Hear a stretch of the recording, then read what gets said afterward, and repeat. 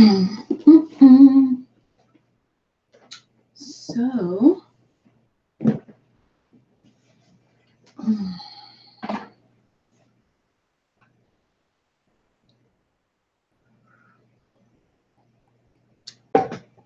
gonna give it a moment, see who comes on. Okay. Welcome, welcome. Today is November 2nd, 2017, here in sunny Pennsylvania.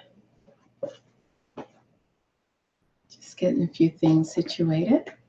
Welcome. First on, I think I'm seeing a new name here today. Welcome, Darlene. I don't know if I've seen you on or at the very least seen you in the chat room, but welcome. Let's see. I have a book over here that I want to get. I want to show some books today.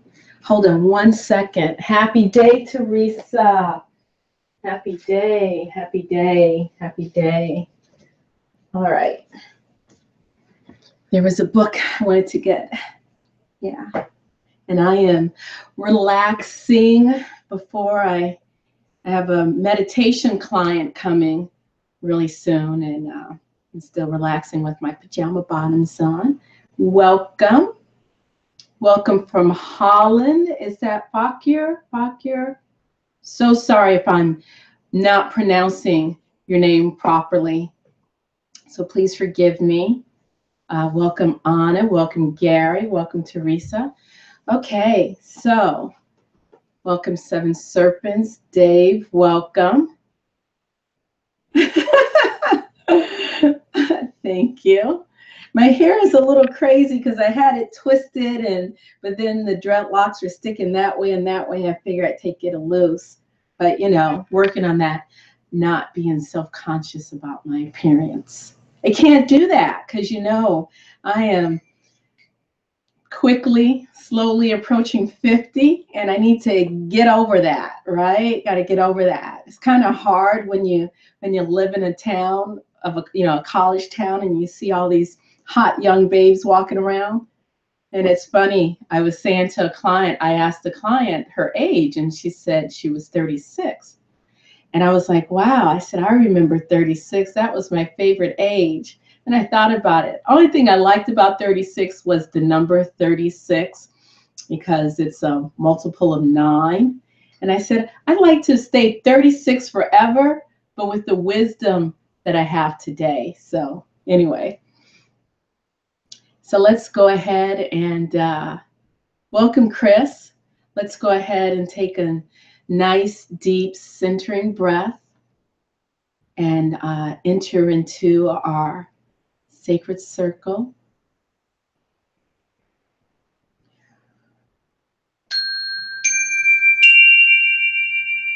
Welcome.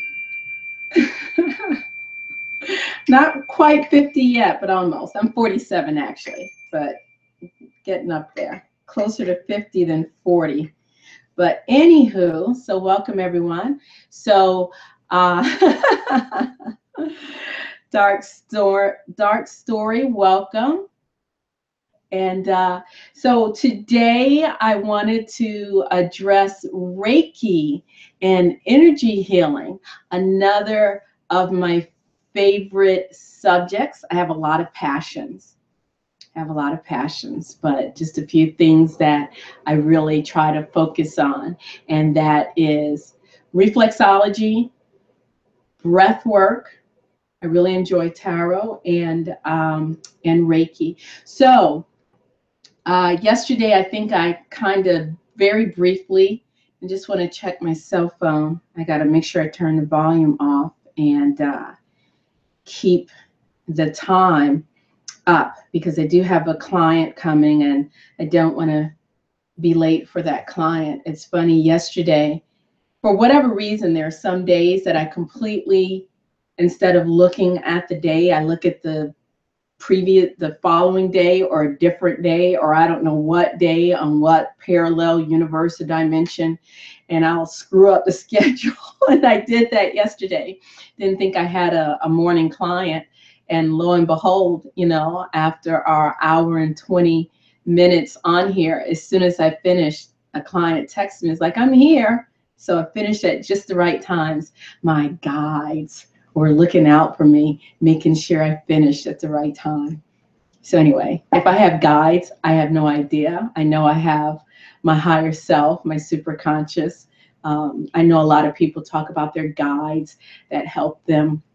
I guess I'm just kind of not at that place where I open myself up to entities that I don't really know. So no, I don't. I mean, I'm sure I have, you know, my higher self, my super consciousness, you know, the divinity that's within me. I know that is always with me. But any outside guides that are like standing over my shoulder, whispering in my ear, I don't know any of them. I don't know. So I kind of, you know, keep it low key. But anyway, let's see, where are my cards?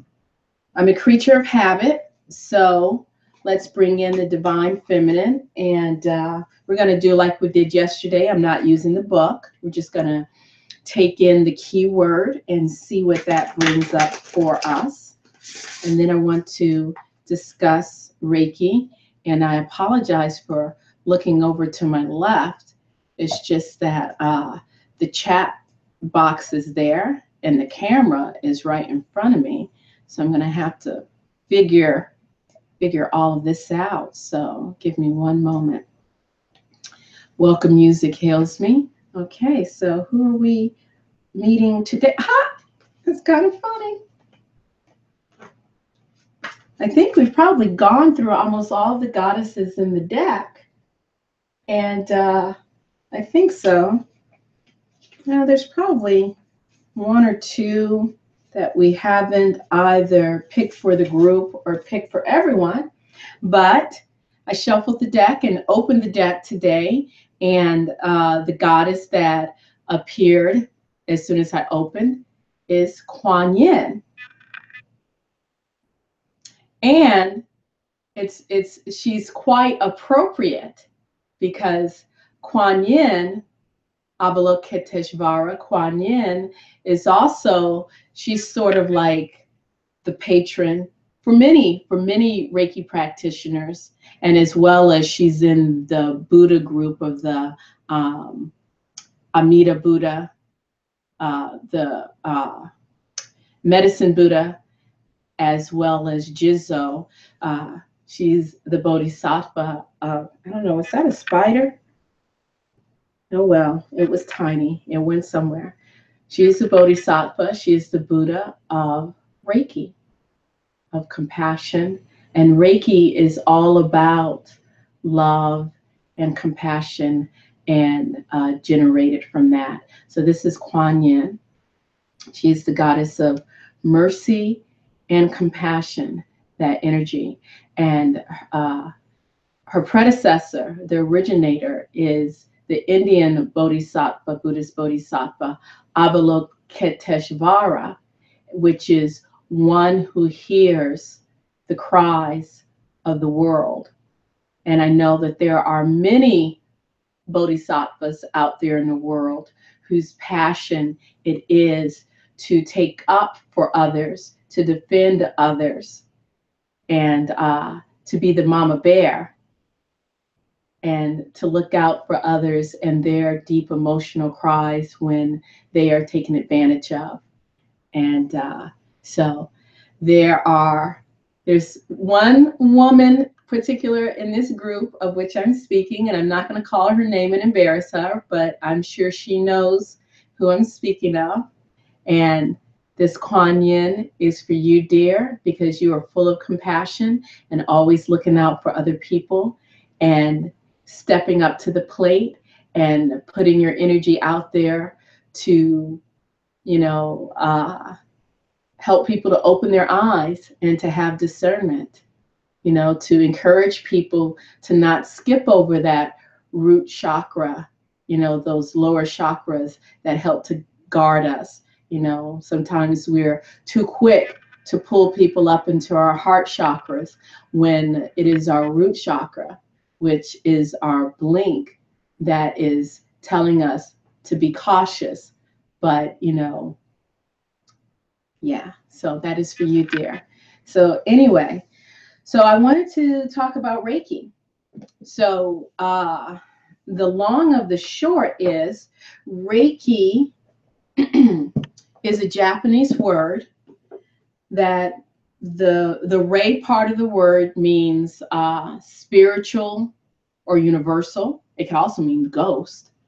And that's that part of the word Rei. And Ki means energy. So Reiki means spiritual energy, spirit energy, soul energy, universal life force energy. And let's see, I want to turn to this page. Is that it? No, that's not it. Because there are several different types of energy in the Japanese energy system that are defined. And so I want to look that one up. The whole idea of the Bodhisattva is one who is awakened, but yet stays back and wants to make sure, you know, to help others awaken as well. So they sort of forfeit their ability to just transcend because they want to hold back and, you know, help hold the door open to bring others through. Okay. So I'm going to read a little bit from The Spirit of Reiki, and this is from Walter Lubeck, this part of the book. This is a book that was published, written by Walter Lubeck, Frank Arjava Petter, and William Lee Rand. So if you're familiar with the Reiki world, you can look up any of these guys. Walter Lubeck, he's German, and most of his stuff is in German. Frank Arjava Petter is also German, but he teaches Reiki classes all over the world and in English. And William Lee Rand is actually the gentleman who produces Reiki, I think it's Reiki Times. No, Reiki Magazine. Yeah, he produces Reiki Magazine, and he is out of Michigan. And every year he hosts Reiki initiations up at Stonehenge in England. So there are 7 types of ki, of energy, that circulate in the human body in forms of various qualities, and they build upon each other. The lowest of the energies, or even the highest of the energies, depending on how you look at it, is Kek Ki. And that's Kekki. And this is one of the 7 basic life energies. Kekki, the form of ki that provides a living being with nourishing strength. And that is Kekki in Japanese. Kek is derived from the word ketsu, which means blood. And of course, ki is energy, like ki, chi, or prana. And so Kekki is closely related to the energy of the first chakra, and it's located in the tip of the spine, in the coccyx. The next energy is Chioke. This is a form of ki that gives the body the structure in which the vitality, which is the Kekki, can gather and can have effect. And so it helps the body to sort of stay together. So in other words, Chioke is like the energy of the minerals of the body. So that's, you know, like the part that helps to build up our bones. And then there's Mizuke. This is the expression of ki that allows relationships to function as the basis of communication, therefore making it possible to dissolve the separation and experience of joy, playfulness, and a sense of security when we are together in a physical sense. It is called Mizuke, and also makes many other important experiences possible. And you can translate Mizuke as the energy of water. So I look at that as the energy of, you know, the fluidity of life, being able to flow like water. The next energy, which is the fourth energy up, it's Kuki, Kuki, Kuki, Kuki, the form of energy that helps create the appropriate relationships for the respective being with other parts of creation by producing boundaries and opening up in a specific way, shaping and striving is called Kuki. So this is the key of gases or the key of air. Kuki is self-fulfillment, growing, becoming conscious of the self, and personally becoming in life in a meaningful way. This force field is manifested, for example, when we perceive and accept our individuality, involving it in the way that shape our lives. And this one is closely associated with the third chakra. So this one is sort of like the energy of your personality, what helps to make you you, the energy that builds that up. The next energy is Den Ki, the form of ki that lends us our striving or relationships with the ego, and the urge to grow in a way considerate of others is called Den Ki. This can be translated as the energy of thunder, the key of thunder. So this one is also, if I remember correctly, let's see. Oh, here's something interesting. It says, in this context, it is interesting that the power of the thunder is the hexagram number 51 in the Chinese Book of Wisdom and Oracles, the I Ching. Is said to have brought human beings into contact with the creative force. So yes, Den Ki is all about, you know, your creative ability. And the sixth energy is Ji Ki. This form of ki that helps us find the precisely appropriate complement to our being in every situation that presents us with our unlived shadow aspects in a way that we cannot overlook and simultaneously help us develop our fallow, Fallow talents through focusing attention on them is called Ji Ki. So this is the magnetic power. This is your energy, the type of energy in your body that helps to manifest, you know, helps to bring to you in your life what you need to support you in your life. It's also called magnetic power or gathering force. And then 7, last but not least, is Reiki. So I'm going to read this to you so you can have an understanding of Reiki. The form of ki that organizes the correct synergistic application. I just looked at my clock and it said 11:11. Just thought I'd share that with you. The form of ki that organizes the correct synergistic application of all the subordinate forms of the life force, which we just read, all of those different life force energies, in the holistic sense is called Reiki.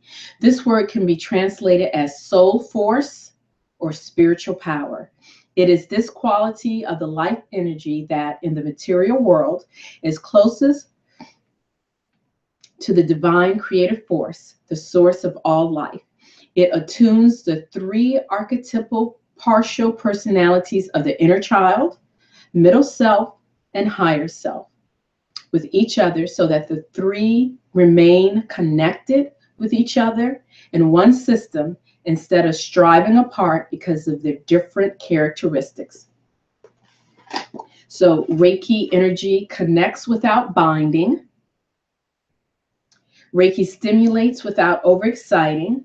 Reiki separates without creating isolation. Reiki calms without rigidity. Reiki directs our attention to life and the love in the heart. Reiki creates clarity without a lack of involvement.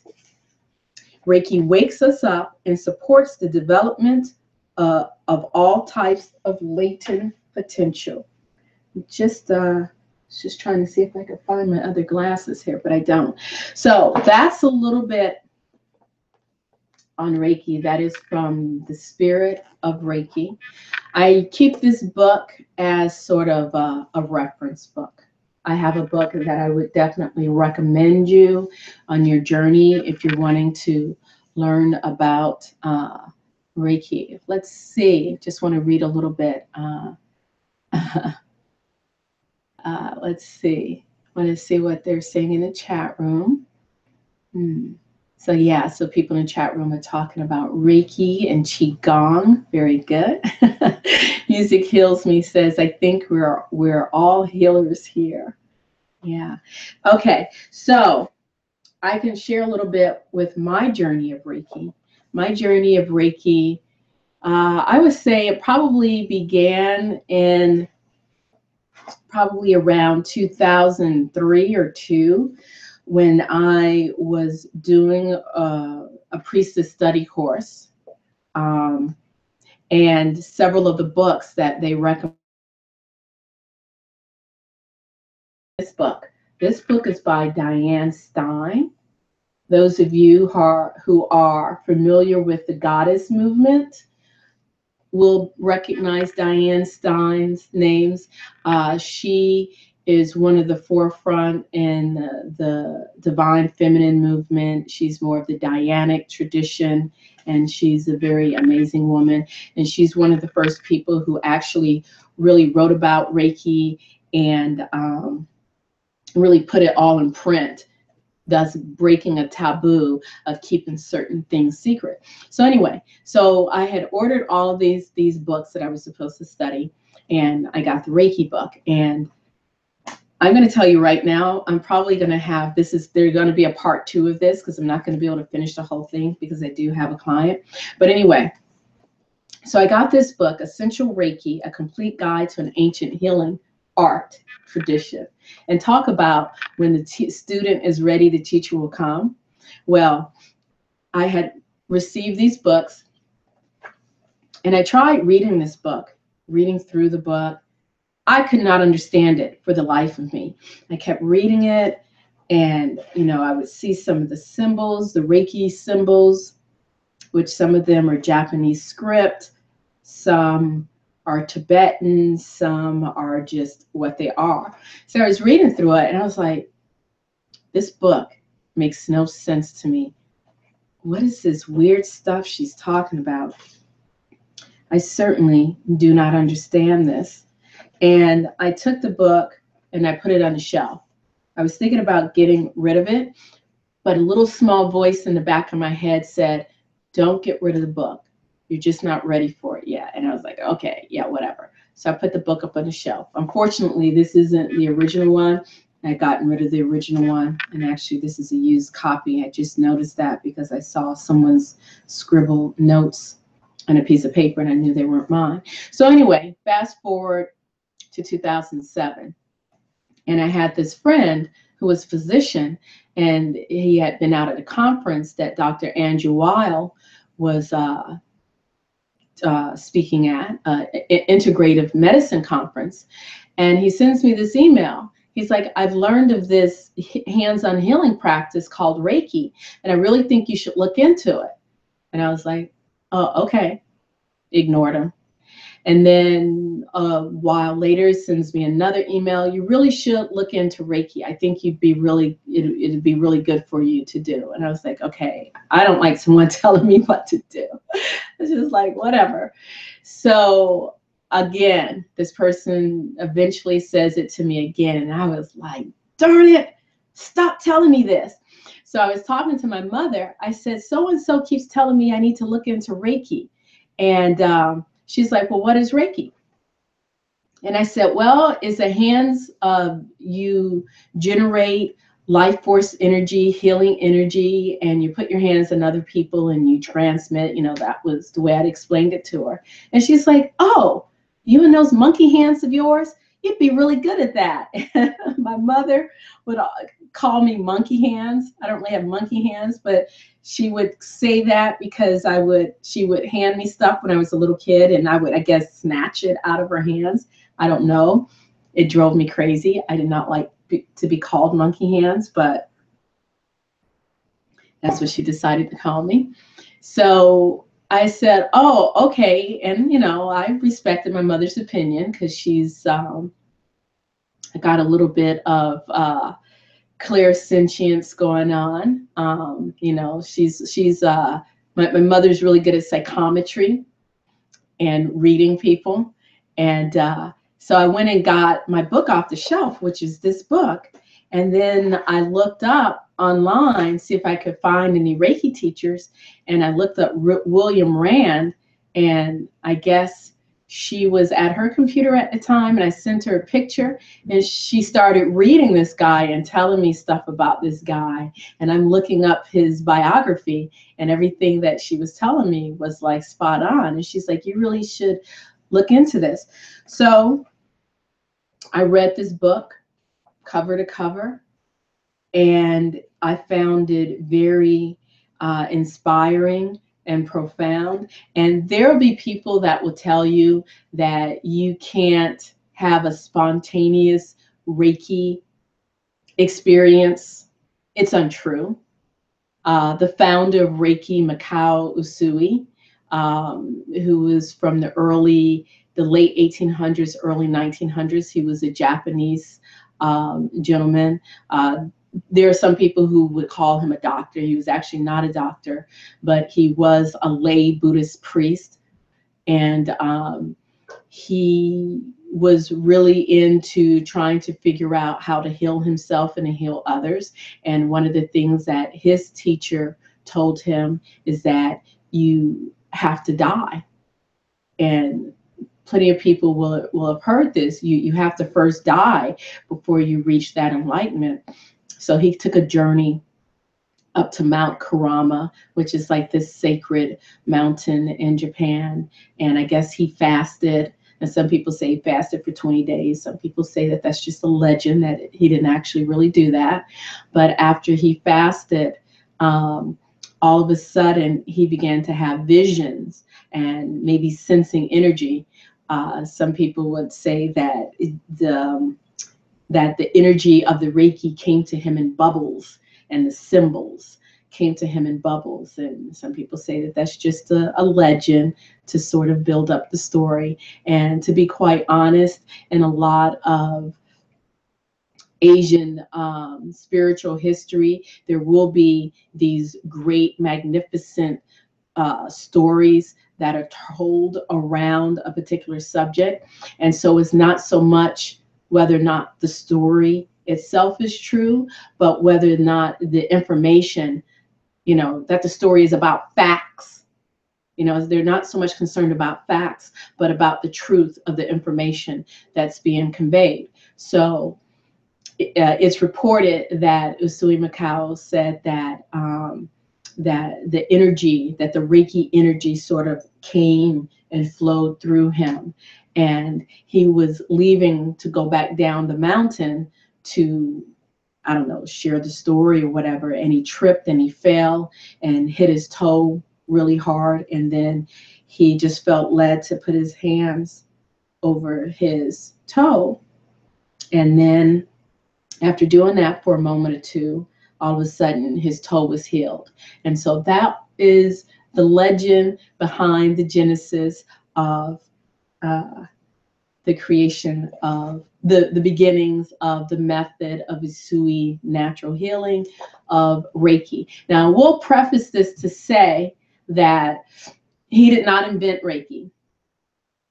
Anyone who's familiar with Japanese culture, and even today, we see how creative Japanese people are, you know, Godzilla, manga, all of that. Well, the Japanese are also very much into creating new spiritual systems. So, like, for instance, I mentioned previously that I'm part of Shumei, which is a Japanese spiritual organization, and they use Jo-Rei, which is purifying energy, purifying spirit. Basically, you give Jorei by holding your hand and sort of beaming the energy to another person. And generally, you wear a pouch of light, which is that's a whole nother story. Don't want to divagate. But anyway, where was I? I completely forgot where I was, but I was talking about Usui Macau, and I'm just going to lead this over to the book. So I'm reading the book, and after the book, what prompted me was to say, life source energy, I'm willing to receive whatever healing that you have for me. I kid you not. This is what I did. Now, people will tell you, you cannot have a spontaneous Reiki healing or experience with Reiki. It only has to be transmitted through a teacher. To me, that's BS, because number one, we all have the power to heal. We all have the power to touch someone and to bring healing to them. That's what a hug is. That's what, when little kids get the boo-boo and, oh, they're crying and screaming and crying bloody murder until their mother kisses it. And all of a sudden they stop crying. They're all better now. I know, because I've raised 4 kids. I've seen it happen. But anyway, so I read the book, and Diane just has such a beautiful way. I love how the book is set up. 2 columns. She has such a beautiful way of expression that by the time I finished, it was so empowering. By the time I finished, I was like, I want to learn Reiki. And so what happened was, so I was laying on the bed and I set the book down, and for whatever reason, I had to stretch. I stretched. Yeah, you see my hairy armpit. I stretched. And I remember stretching with my left hand, and all of a sudden I felt this like electrical kind of light. I didn't see it. I just felt this energy go right in through my left hand, all the way down, and right out of my foot. Now, you can believe me or not. I wouldn't believe me if I heard someone say this. I just know I believe me because I was there and I witnessed it. I'm one of those people that you call a skeptical believer. I experienced that. I was just like, wow. And what I'll share with you, in 2006, I had a blood clot in my left knee. And it was because of sitting for prolonged periods of time doing artwork. And I developed a blood clot. And I was on blood thinners for 3 months, and it was like this whole emotionally scary thing. And ever since then, I started developing like a sluggishness in my circulation, and I was getting to the point where my legs were hurting all the time. And even though I'm a very thin person, I've always had issues with circulation. And so, like some people, they're propelled to get exercise because they want to keep their weight down. I've never really had that issue. So I didn't have this propulsion to do exercise, especially after I became a mother and, having 3 kids, they keep you busy. So I had started walking a lot, constantly walking every day, trying to get my circulation going. And my legs were hurting and feeling quite literally like I had sand in my veins. They were just really hurting. And that day, and I wasn't even thinking about my legs at the time, I just reached out and I just said, I am open to whatever healing that you have for me. Send Reiki to me, energy healing to me. And I stretched out my hand and I felt that. And I was just like, wow, what was that? And then I got up, went about my day. And then I noticed, because I didn't have my kids that weekend, they were visiting their dad. This is when they were like 11 and 12 and 7, 8 years old. And I know I'm starting to talk low. I apologize. I hope you can still hear me. I noticed that my legs were not hurting anymore. I was just like, oh, wow, I want to learn Reiki. I remember calling my mother up and telling her what had happened. And so for whatever reason, I had learned about this pagan festival that was going on. And I had decided to take my 3 sons at the time, I only had 3 kids at the time, down to this pagan festival in Maryland. And it was a clothing optional festival, which is kind of cool. I didn't tell the kids until we got there. And then I was reminded. And I was like, oh, hey, by the way, it's clothing optional. And they were like, what does that mean? But anyway, we all had a great time. We all had a great time. None of us took our clothes off, but there were a lot of kids there with their clothes off and, you know, bonfire. And it was just a wonderful time.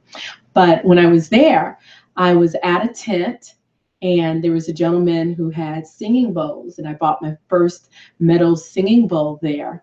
And I told him that I was interested in Reiki, if he knew about Reiki. And then he was like, yeah, I could do Reiki for you right now. And I was just like, okay. Now, at that time, I was a little younger in the spiritual walk, you know, and I didn't quite understand the fact that you don't just let anyone put their hands on you. But, you know, I was being the proverbial fool, ready to accept whatever experience that was there. Didn't, you know, I mean, I didn't have any negative feeling towards this man, but so stood right there in the tent. He put a hand on either side of my head, and he says, okay, I'm going to give you Reiki now. And when he did this, I felt this warmth, and his hands wasn't moving like this. His hands were perfectly still, but the energy bouncing off his hands, it felt like this, going from one side of my head to the other. And he was exactly, I'm looking at my picture on the computer, he was exactly this far away from my head, about 2 or 3 inches away from my head. And it's just like, and I was standing there, and I was just like, wow. It felt like my brain was being massaged with love. That was the way I describe Reiki. And of course, years later, as I began to read more teachers, there's one teacher called Hiroshi Doi, who's actually part of my spiritual inheritance. He's like my teacher's one of my teachers. So I have a lineage from him. And he describes Reiki as a love wave, as a wave of love. And so this woman walked into the tent, and I'm trying to think of her name. It escapes me. I know I have it on one of my blogs. Oh, Rachel Evanovsky. I know her last name was Evanovsky. I believe her first name was Rachel.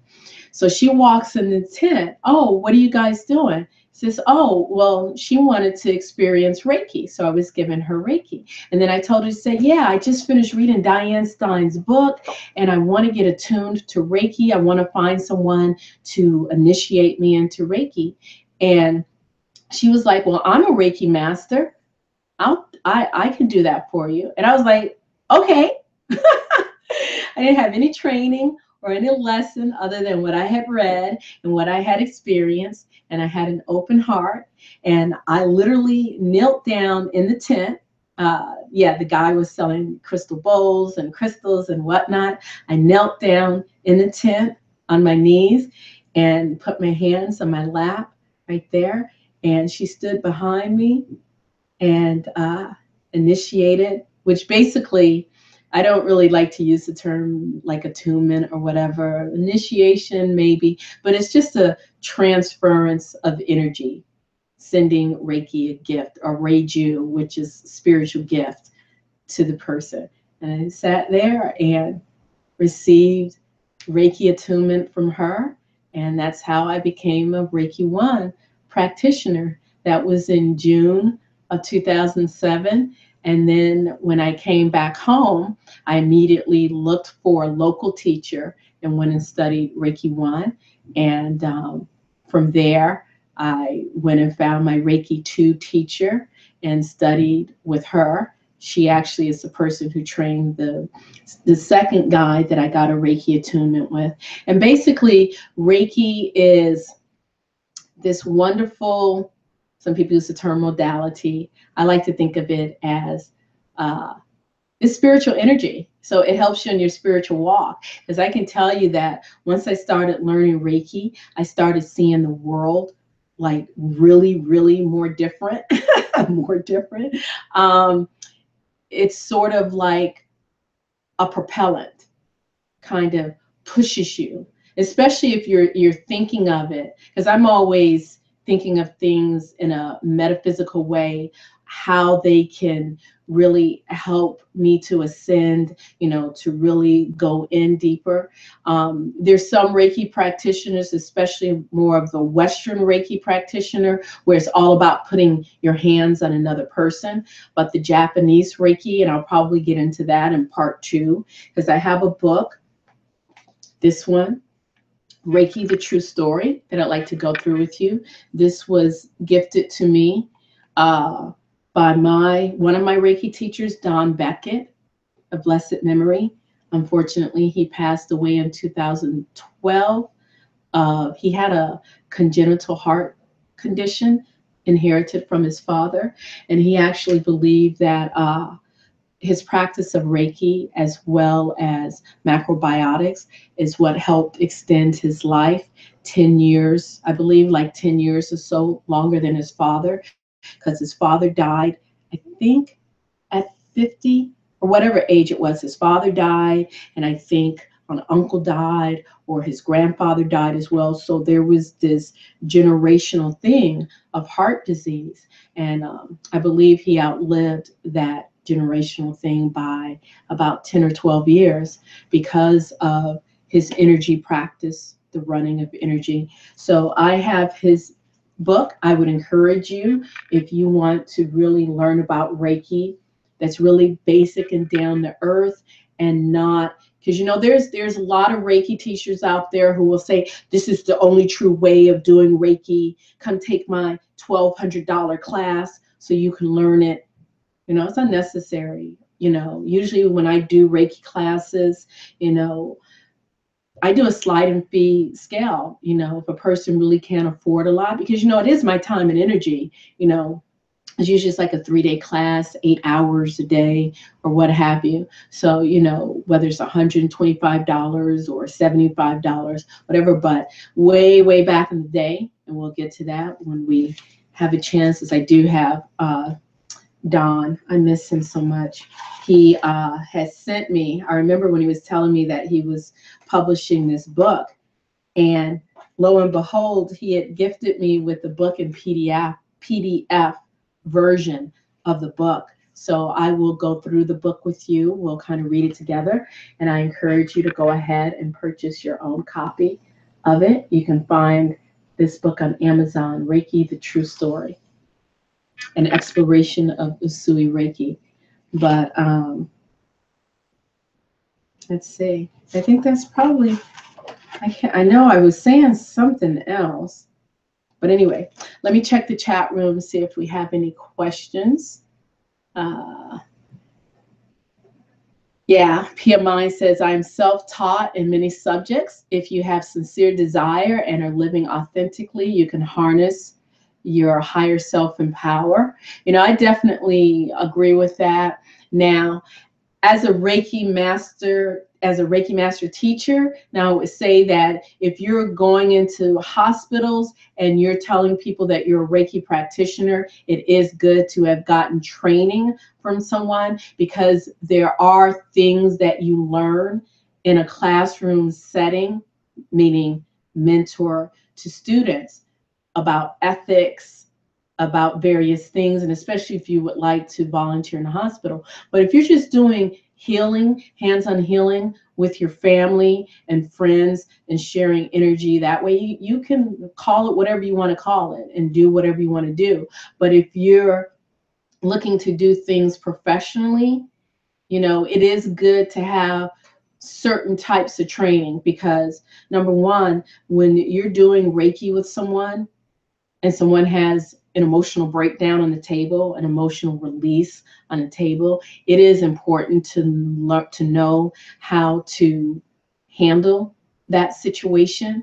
It's really important to learn about ethics and boundaries. and all of that. Now that's something different if you were doing it, you know, in a professional way. But now I remember what I was saying.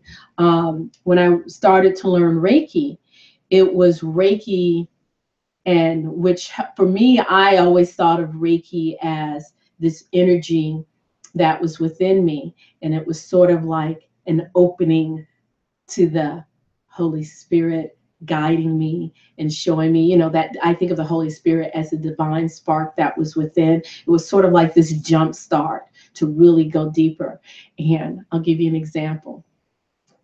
I one time worked, I'm not even going to use the name or what the place was, because if any local people are seeing me, but I once worked at this place where the boss's spouse was there as well. And the boss's spouse was not a very easy person to be around. And whenever that spouse would come in, the energy was just really intense, and they were really an unkind person.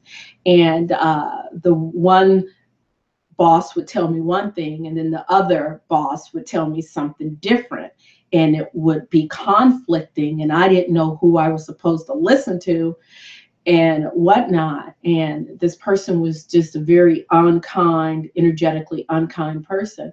And I remember one time this person said something very, I did not appreciate.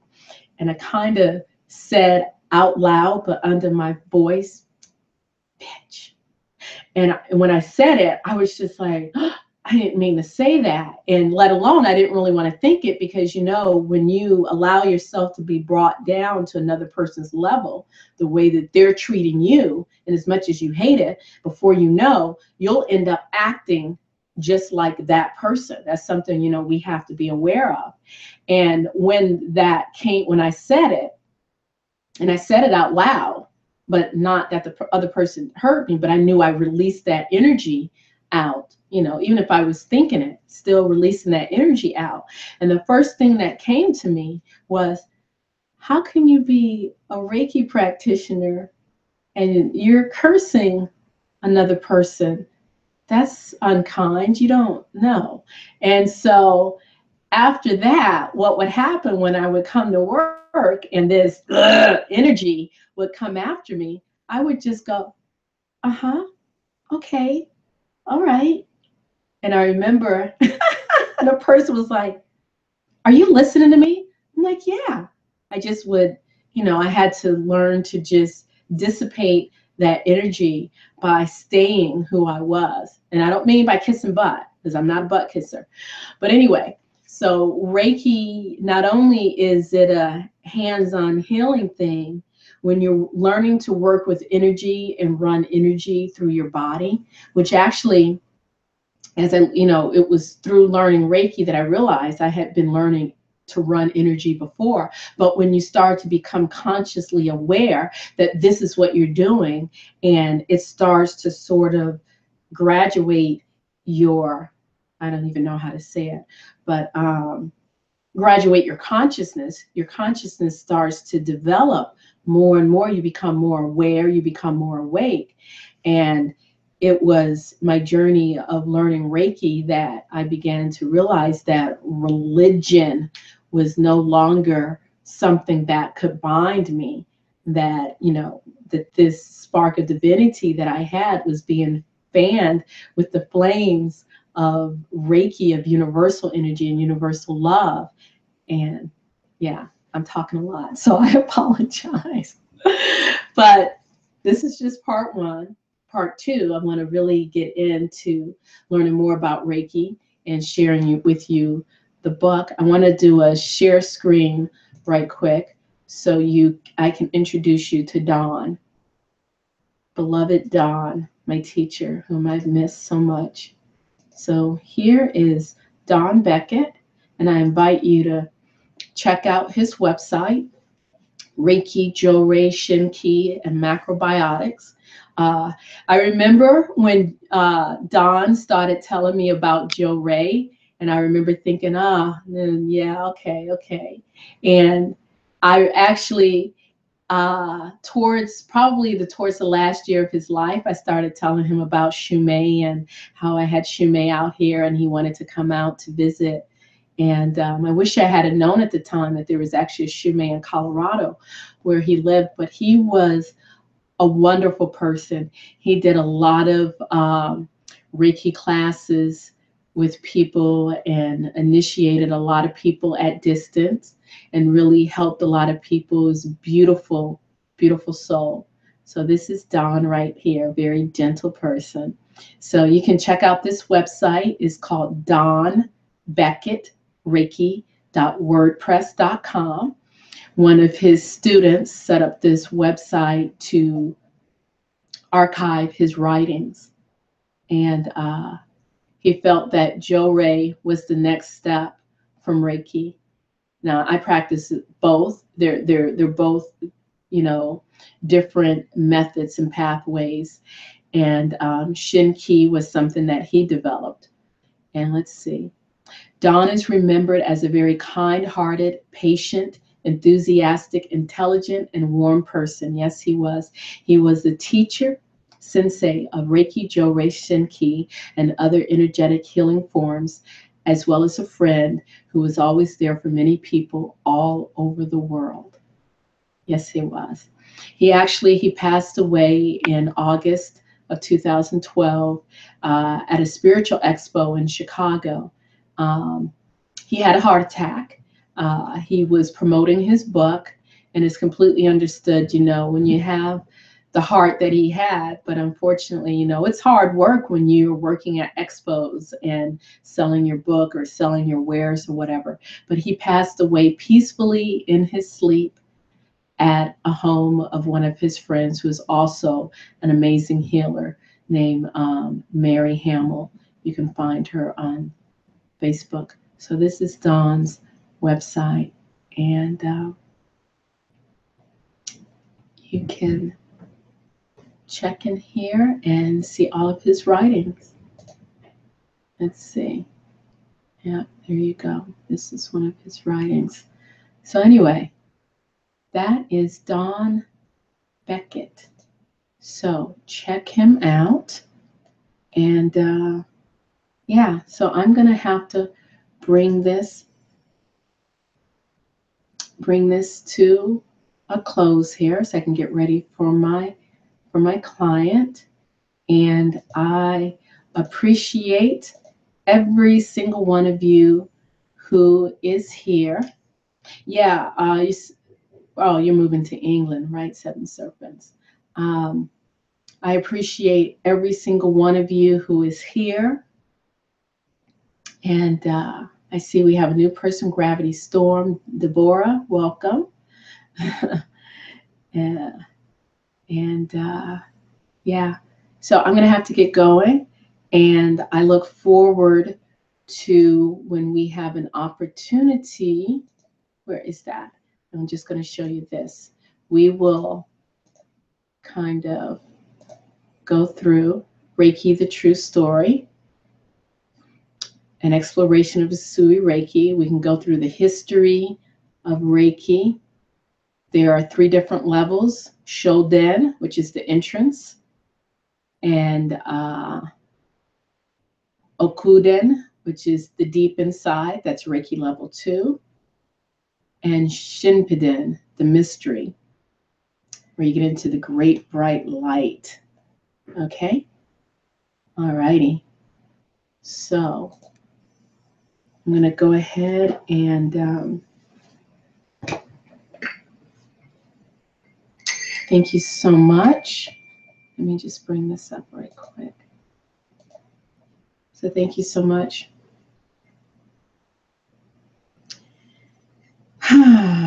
Okay.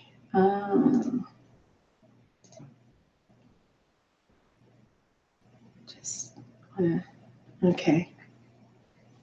All right. Yeah. So I just deleted that comment. I didn't mean to ban him, but we don't need any unnecessary inappropriate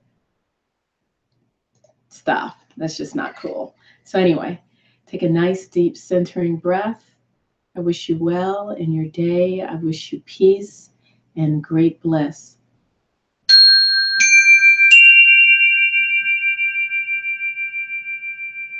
Thank you. Thank you.